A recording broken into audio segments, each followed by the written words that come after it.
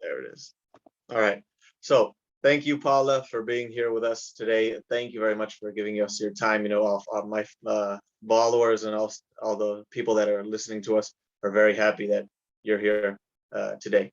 Thank you very much for your time, and thank you for all that you've done in the UFO world, shall I say. So the first question that I got in, which is from my brother, is what were the circumstances that got you to work with and to get to know J. Allen Hynek? Well, it was a very strange story. Anyway, I want to say hello to all the people of Argentina. It's one of my favorite places in the world. I keep telling everybody that I'm going to move there. It's like, I really,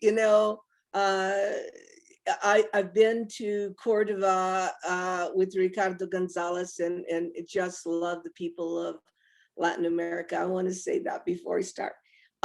Anything that's happened to me has happened to me as part of a coincidence or as part of a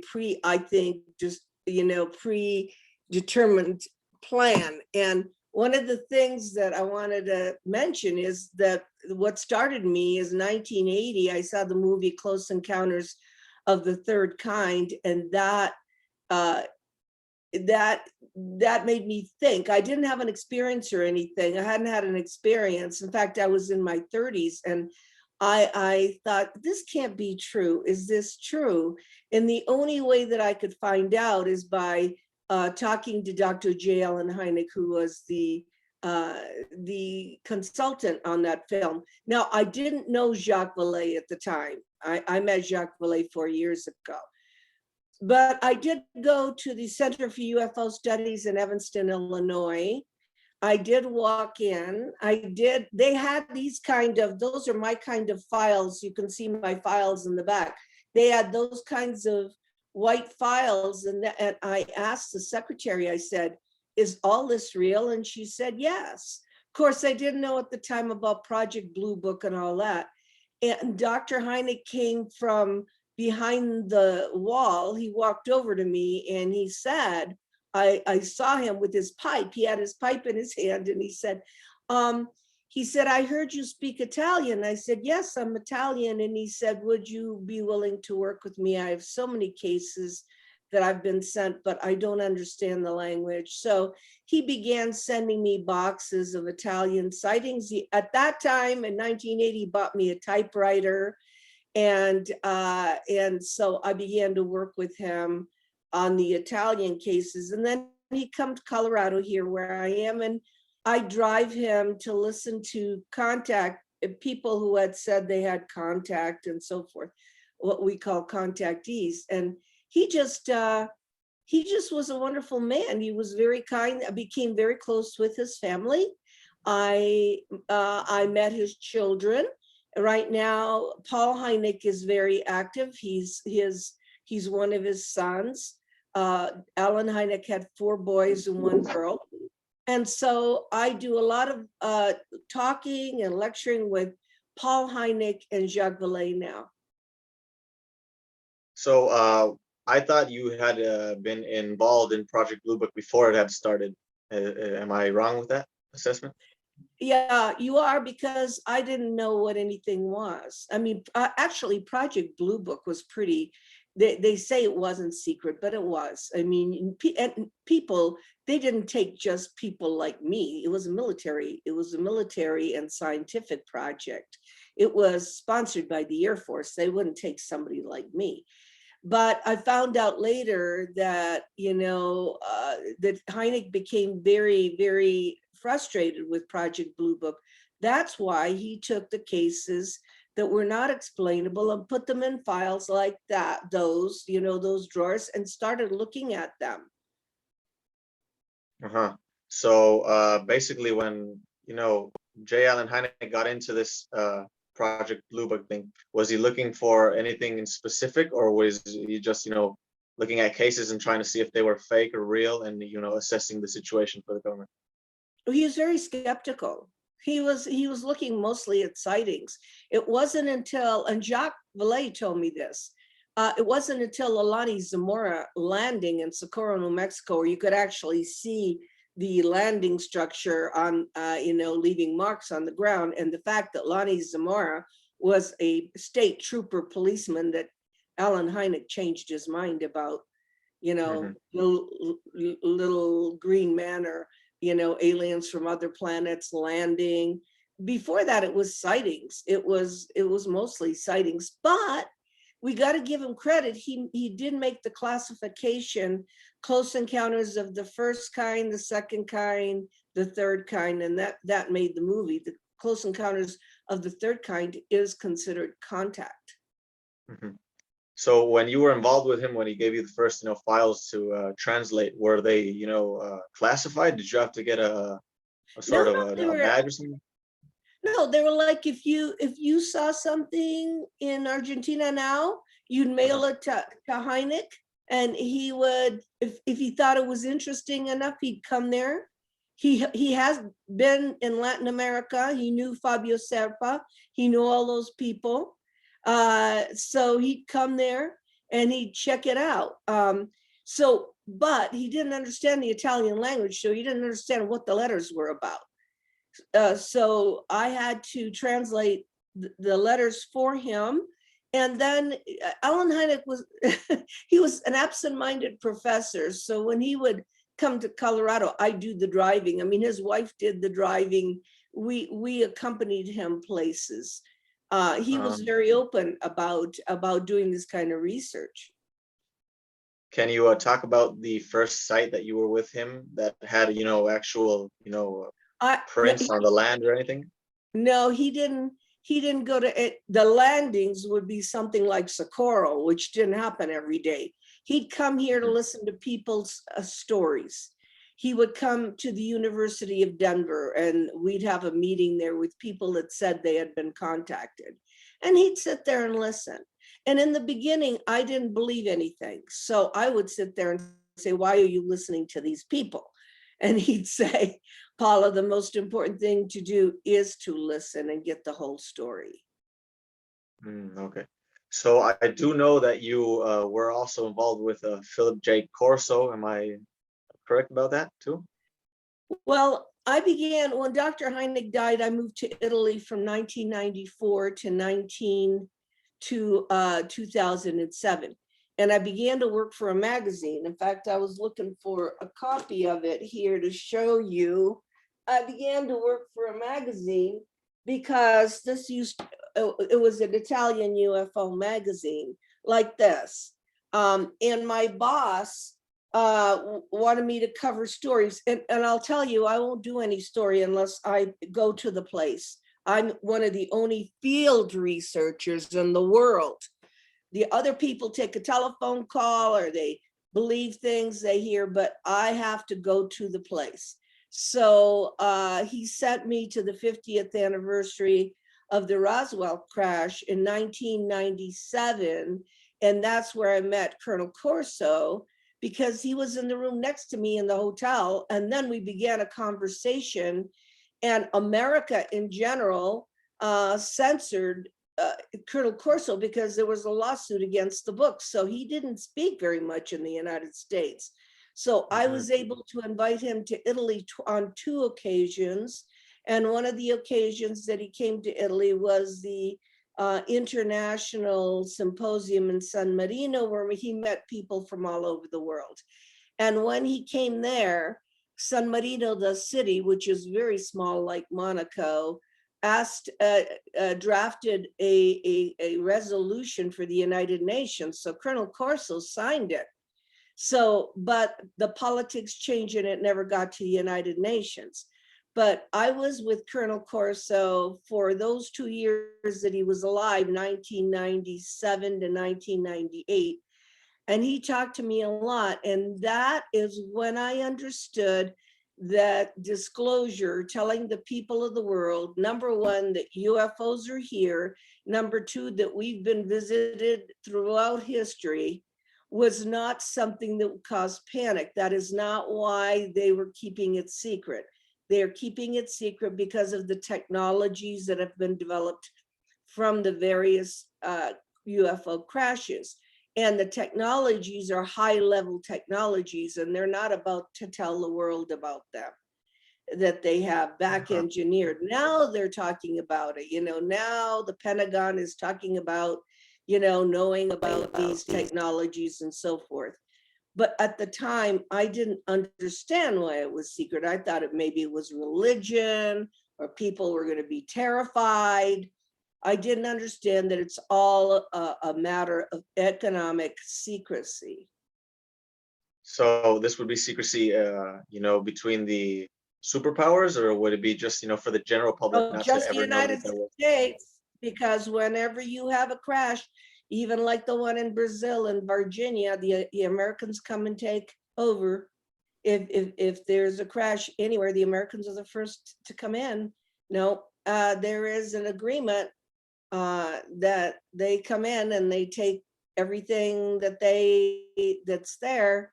No, the superpowers don't have that capacity to back engineer. Maybe Russia could have. I think Colonel Corso told me that there were some artifacts that the Russians had back engineered, but that's the Americans have been in charge of most of that all over the world. That probably will change now, but Mhm. since and they're going to say 1947, but no, 1945. This is the book that Jacques and I wrote. The first crash was in 1945, 1 month after the atomic bomb, and the Atomic Energy Commission took the craft, and that craft probably ended up in Los Alamos. But Mhm. if 19, that's 76 years ago. And, so what are you going to do with it? You have a craft, and that was mostly intact. What are you going to do? Throw it in the trash? You're just going to, trash it? No, you're going to take it and try to study it. And so from 1945, and this book details this. By the way, it's in Spanish. That's why I lifted it up. It's in Spanish, Italian, French, and English. It discusses what was in that craft. And one of the things that the kids, there were 3 little kids that are the witnesses, saw were some filaments that looked like spider web that they called angel hair that was all lit up. And one of the funny stories in Trinity is that these kids, they trimmed the Christmas tree with that stuff. It was all over the desert. The book is incredible because it tells the kids picked it up, they put it in a bag. It was all lit up. So there wasn't electricity in those days. So they just trimmed the Christmas tree with what we might consider fiber optics. So we're part of the crash there. Exactly. That's what I had read in the book of, the Colonel Yeah, Corso. But he said that they were what initially end up being fiber optics, right? right. Well, he would grab them and they would light up, but these were already lit up. So Uh-huh. we're trying to figure out what in the world could have fallen out of that crash, because when it crashed against the tower, it crashed against a communication tower, a panel came out and this stuff came out. Uh-huh. So, the kids, they loved it. They were what? They were 7 and 9, and the little girl was 5, the little girl was 5. So, of course, they didn't have stuff like that in 1945. So we still don't know. Do we have any of it? No, not after 60 years. But we have to look at this as a history book that has more evidence than Roswell has, because Roswell doesn't have the location. It doesn't have the witnesses that are still alive, and it doesn't have the metal. The little boy went in and picked a piece of the metal from the inside of the UFO. He pulled it off the wall with a crowbar. So it's now at Stanford University being examined. Oh, I knew he had taken a piece out that looked to be like a multi, form of like a handlebar or something like that. It's a Then handlebar. I It knew looks like a bracket. Yeah. He went that he ahead and still had in pulled his it off. possession, right? Oh, it's at Stanford now. He had given it to me. I put it in a safe deposit box in the bank. I couldn't do Uh-huh. anything. And then when Jacques came to work with me, Jacques Vallée, Jacques Vallée has access to all kinds of scientific instruments at Stanford. So I gave it to him. And he's basically there examining it. It's an aluminum alloy that has some interesting Mhm. properties. But I mean, you don't have that in any story. I mean, that doesn't exist, where a little boy goes inside the craft and pulls out something he wants as a souvenir and he calls it El Tesoro. I mean, these kids were Hispanic. They spoke Spanish. They wanted a souvenir. They saw the beings. When the thing came in, they saw the beings. It had crashed. They communicated telepathically with the beings, and then they watched the army clean it up. It took 8 days because the army did not have a crash before then. They didn't even know what it was. They're looking at it because Kenneth Arnold, when he had his sightings and called it flying saucer, was 2 years later. It was 2 years later. So these Right. kids had no idea what they were looking at. And they had no idea about aliens, and they didn't read, and there was no TV. And it's a great case because they were very pure. They weren't Exactly. contaminated by television, YouTube, and all that stuff. So, if I'm not mistaken, did the craft initially hit the ground and then lift up again and hit another area where it would No, it came initially? out of the area where the atomic bomb, it was 13 miles away, the atomic bomb explosion. This is 1 month later. The craft came from that direction. It hit a radio tower, took out the part of the metal because one of the little boys climbed up the radio tower to see the damage. And then it went into the land of Jose Padilla, and it landed next to a hill. It slid and landed next to a hill, so that the only damage, it was intact, was that one of the panels had blown off. And that's where we think the angel hair came out of. Uh-huh. So, a lot of people speculate when you talk to Stephen Greer, or you listen to those people. They say that the craft were taken down by the U.S. military, but then you listen to a person like Ricardo Gonzalez, and he says that they might have been taken down by another species. Based on your research, what do you think could have happened? No, we don't know that for sure. We'd have to talk to the other species. I mean, come on, how could they be taken down by another species? What are they doing, the space war here? They choose to do the war here. They could do the war out in space. No, this was an accident, because if you study the weather conditions in New Mexico, both Roswell and this case had a horrible thunderstorm, horrible thunder and lightning. I've been there when these storms come, and they're awful. And I really think they interact with the propulsion system when lightning comes Mhm. down. And so both in Roswell and this case, there was that. In Roswell, there's a possibility it was shot down, because by 2 years later, they already know they're UFOs. 2 years later. And the radars, the theory is around the New Mexico area, because there are 4 crashes there. There's Aztec, there's Corona, there were other crashes. Is that the ground radar, which was the radar system, which was portable, it was on wheels, it could move, would interfere with the propulsion system. In this case, though, I think those beings gave us a message, because I Mhm. think the beings, 13 miles from the atomic bomb, I think that was a message. I think they weren't dead. They were alive when the boys saw them. So I think which is really weird, I think they knew we were going to write about this 60 years later. The reason why the boys were quiet is because they took something that they shouldn't have taken. They went in there and they took something. I mean, the army came to the door and said, did your children take anything? And of course they said, no, we never did anything. So 60 years they're going to be quiet, because it doesn't make any difference now. But this case is absolutely extraordinary, and I recommend everybody read it. Jacques is an incredible writer, but there's pictures of the location, there's pictures, there's photographs of uh, how the atomic bomb was put together, and who was watching. It is really, really interesting. I've also interviewed the people at Roswell, though. I did interview the people that were involved in the Roswell incident, and that's real too. So do you believe that the beings were taken into, a military base, the ones that were alive?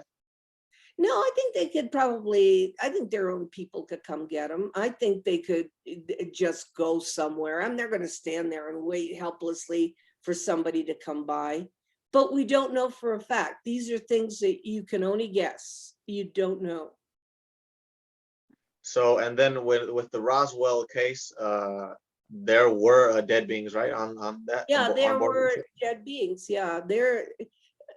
I don't know if there were any alive because there isn't anybody around to talk to. But there were bodies, and I have been in that hangar on the Roswell base, and I went to the back room, and that's where Walter Hott said he saw the bodies lying there. I also talked to the mortician, yeah, and he said that he was asked for 6 children's caskets. So Glenn Dennis was a mortician. He died at 92, I think 92 years old. And he told me that if they had to have 6 children's caskets, he was wondering where the car accident was. There was no Uh-huh. car accident. Oh, so there were 6 in total inside the craft. That's what they asked Glenn Uh-huh. Dennis for.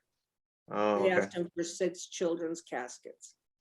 And did you ever get a chance to talk to anybody about how they would look or how they looked, if Well, anyone Colonel saw them? Corso, I wrote a book also in Spanish, Conversations with Colonel Corso.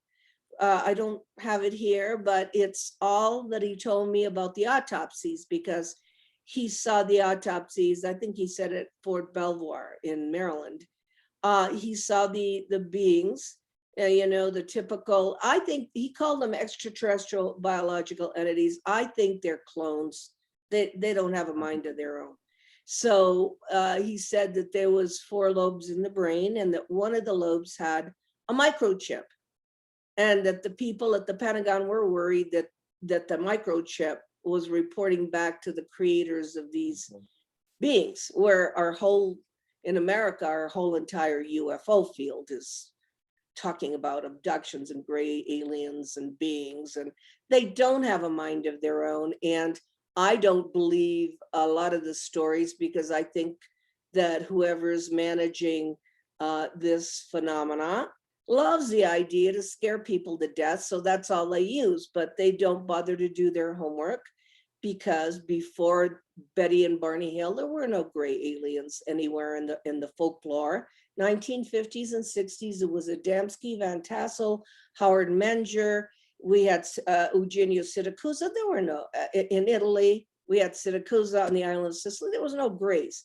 In Latin America, there are the Space Brothers. There's no grays in Sisto Paz, Ricardo, Luis Fernando. I've interviewed so many, and there's no grays. There's people. They're people.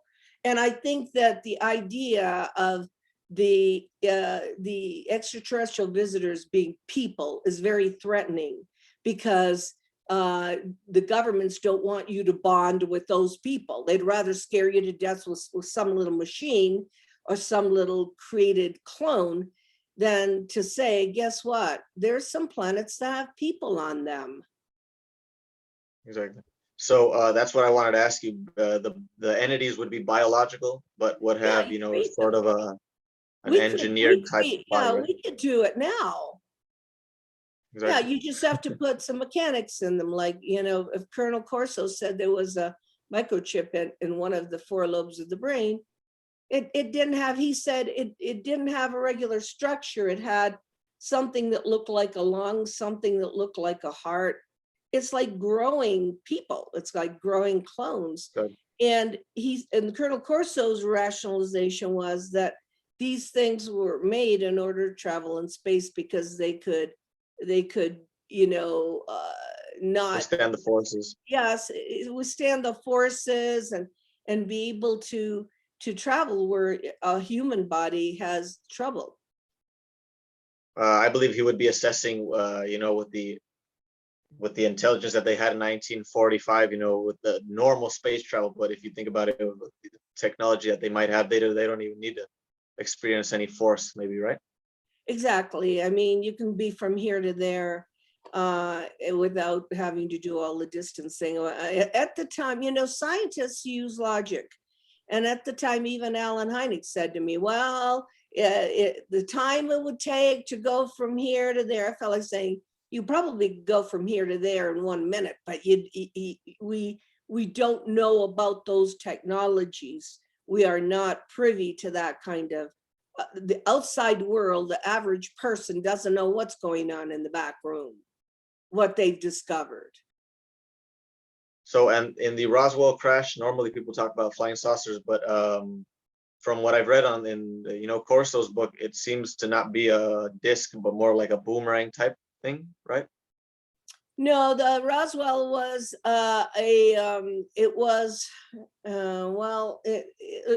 no, the boomerang thing was the sighting at Mount Rainier with Huh. Kenneth Arnold. He saw 9 boomerang things. The Mm. one, our thing, and this book that fell was an avocado shape. I was going to look for the picture of it, the drawing of it. It was avocado.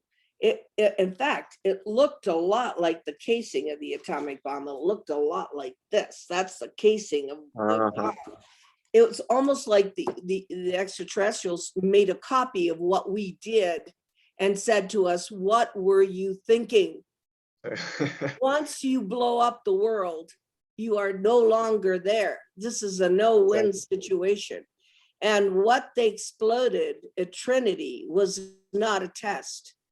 It was not a test. They did not tell the people. The radiation went out 150 miles all around. Jose's mother opened the door and was blinded in one eye. So, and they learned from that atomic test that it was far less dangerous to let the bomb go from the airplane rather than put it on the ground, because it exploded in New Mexico from the ground and did more damage than Nagasaki and Hiroshima. Oh. So they learned what not to do by doing it in the United States. and the book shows that. That's why this book is so interesting. I said to Jacques when we were working together, and by the way, Jacques and I went to New Mexico to the location at least 12 times. So that's field research. We went with Jose, the 9-year-old who is now in his 80s. He never changed his story. He described everything, how the Army made a new road, how they had to cut the fence. Another funny story is that the Army came to his dad and said, we're taking out a weather balloon. Well, Jose and his father knew what weather balloons were because they were picking them up. So the father says, we have a whole bunch of weather balloons in the garage. You want them? No. To the Army. And they knew it wasn't a weather balloon because they had to cut the fence 30 feet to get it out of there. So, the story is just amazing because you can't make this up. This is what happened, but it happened before you were born, way back when. It happened before Roswell. And so I think the forces that be know that we're being visited. They just can't do anything about it. What can you do? Exactly. Where are you going to go? All you can do is keep it secret and study it. And well, that would segue into another question that I got, and it is: have you seen any evidence which would lead you to believe that there are various races that are probably in a group, maybe protecting the humanity or leading humanity to a path, or letting us know about something that might happen in the future to prepare us? Well, first of all, I'm very connected with Ricardo Gonzalez and his group, and I've been to the Atacama Desert twice with him, and there's been sightings, they're pre-programmed sightings. I've been to Peru, I've been to the mountain at Huascaran, and I've been to Yungay, where half the mountain fell when the Punians went to tell Vlado Kapitanovich to move the people because there was going to be half the mountain. was going to fall in an earthquake. And of course, nobody believed them, and that happened. 45,000 people or more died. I walked over Uh-huh. their graves. I walked over there. They didn't even bury them. They just put dirt on the whole village. And I saw the mountain Huascaran, and I think it's normal for people in Peru to see extraterrestrials walking among them. I think it's normal. It's no problem. And when I went to the Atacama Desert, Valle de la Luna with Ricardo, he had a contact and I watched the whole thing. So Latin America is very open to this. United States, forget it. I mean, you asked me if there was any proof. Yes. My greatest proof is, I've interviewed Colonel Corso, Edgar Mitchell, Apollo 14 astronaut. But one of my greatest friends that just died was Clifford Stone, who did crash retrieval for the Army. He did 12 crash retrievals, 3 in Vietnam. And he told me none of those beings, the ones that were alive, were hostile, none of them. In fact, they would ask him what was he doing there in Vietnam. Well, they even asked him, what are you people doing here fighting? And he said number one, they were observers. Number two, they were visitors. And he said he had a manual that he would open up with 57 different drawings of beings, because if he's someone that was hurt, he couldn't go put alcohol or do something on it, would kill it. And the Virginia story is perfect for that. The Virginia, Brazil story. I mean, Marco Charisse, who picked up one of the little beings, died 2 weeks later of virus lumps under his arms. And you can't do that, because it's a different body structure. So that's why Clifford said he'd open up 57. Because I said, how did you make that number up? He said, I didn't make the number up. There were 57 different drawings. And Colonel Corso, when I was talking to him, I said, what kind of species are there? He said there were 52 categorized in the Pentagon. So we're dealing with 50. But the UFO phenomenon, the researchers are so ignorant. They're so ignorant that they only have Nordics, Greys, and reptilians, and enough to scare the living daylights out of everybody without realizing that you can't put the Virginia being in any of those categories. You certainly can't put the beings, frog-like beings that Clifford saw in Vietnam, in any of those categories. You can't put not every spaceman is a Nordic. Antaral has brown eyes, they're not all blonde, blue-eyed. I mean, the ridiculousness of our field, because they don't study this. I have over 400 books and have read everybody's work, apart from all my work being on the field. In other words, I spend time with Clifford. I must have been at his house at least 20 times. We go down to New Mexico all the time. I've been in Latin America. I've been in Sardinia, on the island of Sardinia, where there's giants. I do this kind of traveling and get the data so that I can figure out what's going on, because I don't know what's going on. Exactly. So what I'd heard from Clifford Stone is that he said they had like a medical manual, right, with them Yeah. to help the beings, exactly, in case Yeah, of well, anything yeah. happens. You don't put alcohol on some. You don't put stuff.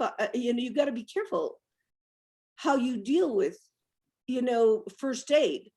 He said they did do first aid, but he said if they were dead, it was very interesting. He said if the bodies were dead, they leave them in the field because they come and get their own. I didn't realize that. And that may be what happened in 1945. They come and get their own.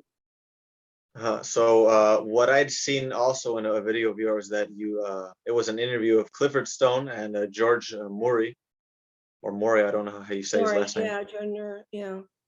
And there's a part, well, of course, Clifford talks about the first being that he's seen with his, body on top of the craft, and he always gets, sentimental about these things. Yeah, because of they course, were dead. They were Delphor were dead, yeah. Because I believe the energy that these beings might, emanate from them in the vicinity might be so strong that it could, cause these type of emotions with people that No, see he him didn't closely. know. They didn't tell him what he was supposed to do. It's like when the Exactly. two little boys saw the crash, they thought it was an airplane. They would never dream it was a UFO. They never saw pictures. They never saw Yeah. TV. So they thought it was an airplane. They walked over to the airplane, but it wasn't an airplane.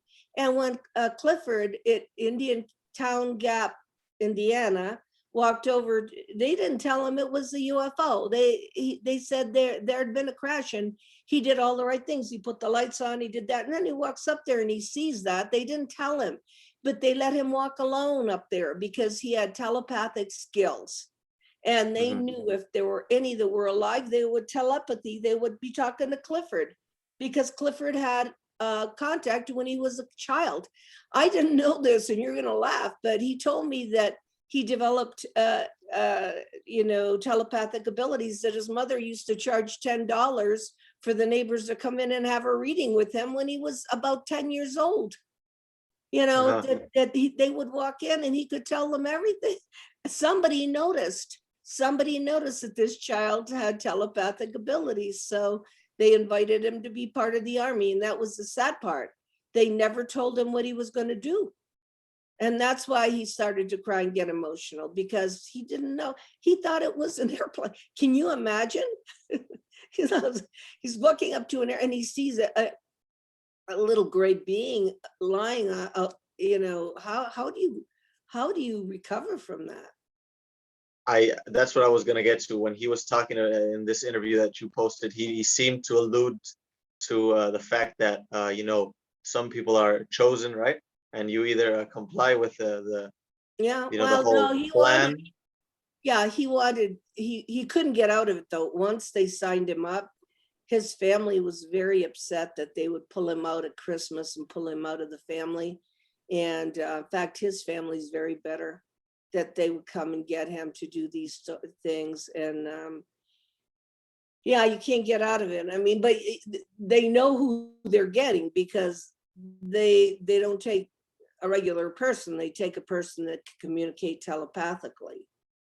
No, but I was talking about the beings actually picking the persons, not the military, but the beings actually picking some people in the world. And what he said is Yeah. that you either comply with the the whole plan that they probably have, their agenda, or it torments your life, not because they cause the torment, but the person that probably gets contacted with these beings cannot accept maybe what had happened to them. They maybe could ruin their lives, but I do believe that Yeah, yeah, he was some do, but alluding to the I haven't met a whole bunch of people that are not happy to have had contact. exactly. I haven't met a whole bunch that are tormented. It's like they chose it. It's like before they were born, this was an assignment for them. And usually it's a person that's very sensitive. Um, it's usually somebody that's, uh, the people that have trouble are the people that are religious. Uh-huh. They're the ones that interpret them as demons or the devil or something like that. And I was very close to Monsignor Balducci. And I remember he used to Mhm. tell me, he was Vatican nuncio to the Pope, and he used to say, UFOs don't, what did he say? The devil doesn't need UFOs. The devil doesn't Exactly. need UFOs, which means he believes in the devil. He believes in demons, and they exist too, but they're not extraterrestrial. They're not alien. That's a whole other level of dimensionality. uh and if people have like a ghost walk in, it's not an alien. It could be your mother, your grandmother. It could be some kind of ghost. It's not from another planet. And this is where we have the problems with people that misinterpret, that think that they're demonic or here to look. If they were here to kill us, they would have done it when we exploded the atomic bomb, because we became very dangerous to their dimension. Exactly. Yeah, there seems to be the whole concept of aliens also being grazed with craft and all that stuff, but there are a lot of energy beings, right, that could be interpreted Oh as yeah, ghosts maybe energy too. beings, light beings, oh goodness. If you listen to Dr. Greer, I mean, a lot of who he does the CE5s what appeared there are light beings from another dimension. I don't think, a lot of them land that craft and come walking out. That, by the way, that happened in the Chilca Desert in the 1950s during Sisto Paz and Charlie Paz in the 1970s.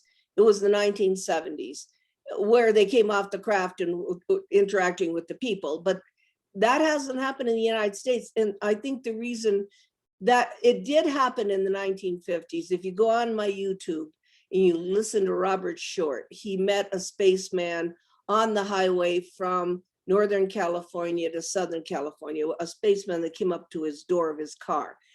But I think they will never do that anymore because we're so hell bent on the technologies that it's dangerous for them to do that. It would be dangerous for them to go walking around and, landing places. They'd be shot. Gordon Cooper saw a landing. He was an astronaut. He saw a landing when he was doing his testing and wherever he was, and he filmed it and gave it. He never got the film back, but he saw them land. And Normally when, go yeah, ahead. so and he's not lying. He's an astronaut. So, but I don't feel that there's a reason for them to be coming back to the United States in general. That's why I really would love to do more of my work in Latin America, because the people are very honest. They tell you what they saw. They'll tell you they saw a man floating in the air. They'll tell you what they saw. And then they go on with their business. They go on with their life. They don't become a movie star. They don't go on television. They don't ask for money. They just go on with their life. For them, it's normal. Normally when I see cases of people seeing the physical beings, they all seem to have sort of a uniform that they all use, either Yeah, right tight skinned blue or light blue, right. Or celery, yes, they have a uniform. seem to be I don't it know. seems to be like a See, group of some kind, right? yeah, but see, what I don't even know if I believe, for instance, I don't know if I believe that they say they're coming from where they say, because if they say they're coming from Venus in 1950s, even Eugenio Siracusa, they all came from Venus.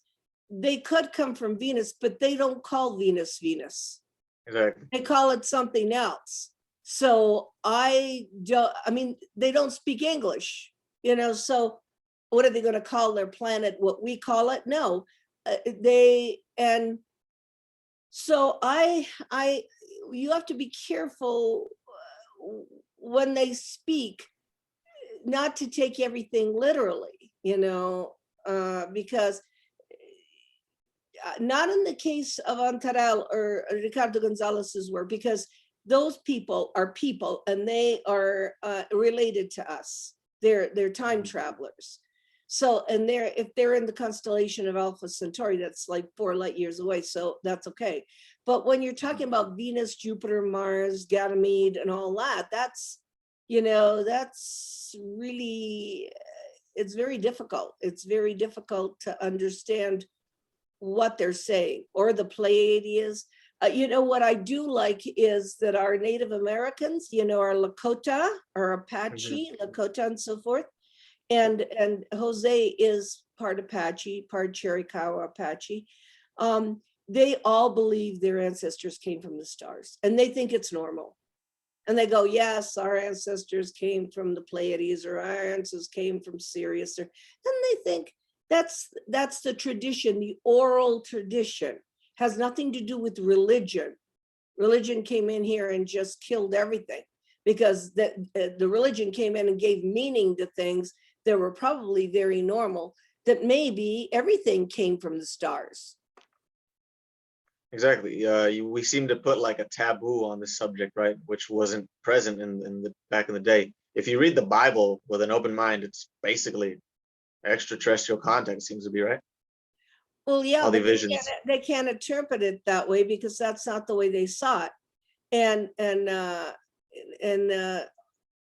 I really don't know what kind of society an extraterrestrial comes from. However, I do think one thing, that we're very selfish on this planet, and we have a singularity, a single consciousness where we do what's good for us, we buy what's good for us, we do.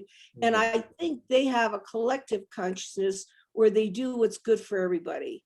And they, like when Clifford said, they come and take their own, they come and take their own bodies that are dead. They have a collective consciousness. They won't do something that will damage their species. I mean, that's like suicide. You know, Right. we're killing ourselves and we don't even think about it. You know, killing the planet, we kill ourselves, everybody's doing his own thing. That, by the way, that is not the Christian message that Christ had. He said, No. look after your brother before, you know, just as yourself. He proposed a collective consciousness, not a singularity. Do Right. what's good for you and forget about everybody else. Exactly. Exactly. So I have to look at all of it. I have to look at, so that's why I have 300 books. I mean, there's a case in South Africa, Elizabeth Clare, for people who want to study it. This woman that became involved with this, with two spacemen, and she's British. She was British and had a relationship with them in the savannas of South Africa. And, you know, her book is incredible because that society from which they came cared about everybody in the society. You know, there was no politics. Everybody cared about everybody, which is even really what our indigenous people did. You know, our indigenous, you can go back to the Mayans, the Incas, the Yeah. indigenous people. We go back to the Native Americans and everything. And they had a whole different way of thinking than we do. So, yeah. So I know I talk a lot about this, but the reason is I'm trying to figure it out like you are. Exactly. So another question that I had is that I've been, looking at this man for a long time, but there seems to be a lot of, controversy with him. Billy Meyer. I do Because believe that his I was going contacts to were real. mention him because the controversy, of course, you know, before I went to see Billy Meyer, I won't talk about anybody I didn't research personally. Okay, I won't do that. I don't make guesses. Oh, is real. Oh, it's not real. That's ridiculous because that's guessing on ignorance. Mhm. So I talked to Wendell Stevens for 4 hours in the Tucson airport, and Wendell Stevens was the first research. He was the best in the world. He really was.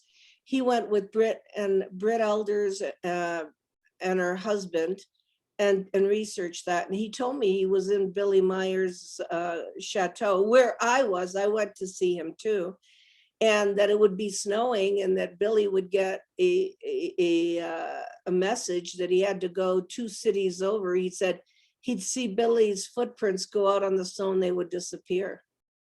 And he saw this. And not only that, but but unfortunately, you know, what was happening in Switzerland was not making the Swiss people happy, the Swiss Mhm. politics, because when you get something like that, you have all these pilgrims driving up, and there's this pilgrimage. It's going to become a religion, and let's see the Pleiadians and all this and all that. So the Swiss government was not happy with that. So he was shot at. Billy was shot at. They tried to kill him. The photos are real.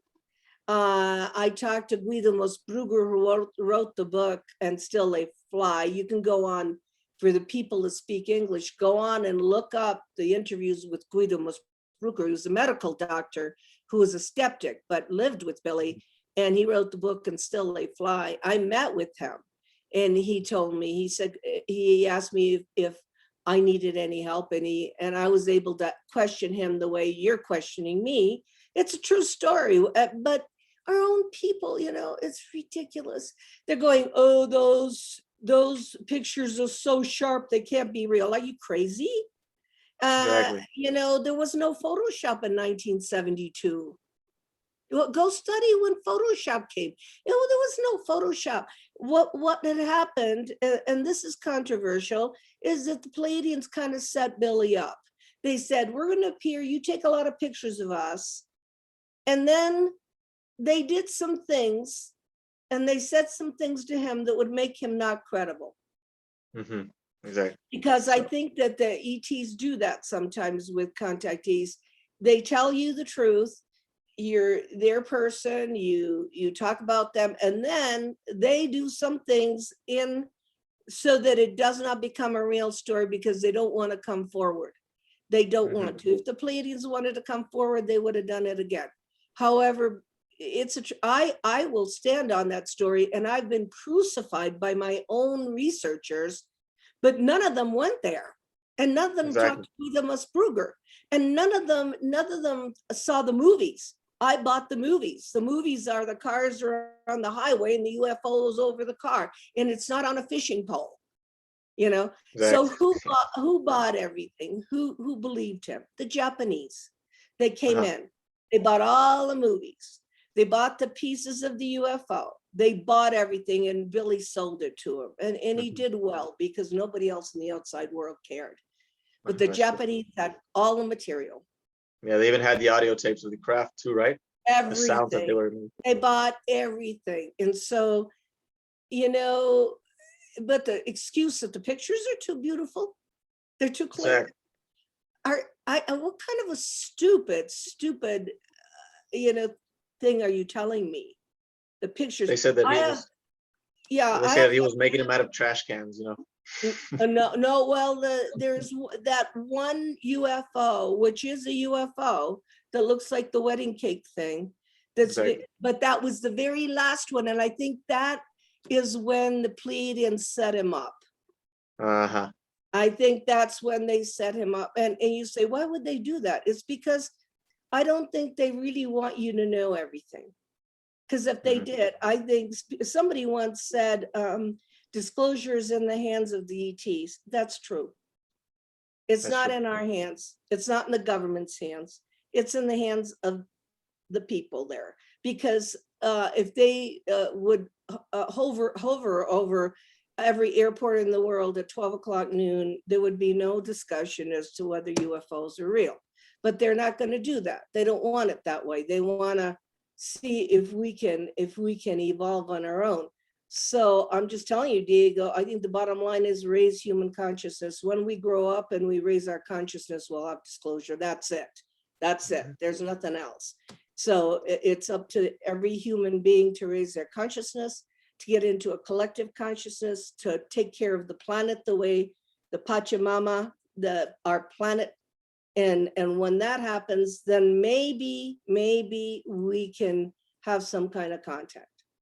Exactly. Well, thank you very much, Paula, for being with us, and we're very happy for all the information that you gave us. Thank you very much. You're Okay. welcome.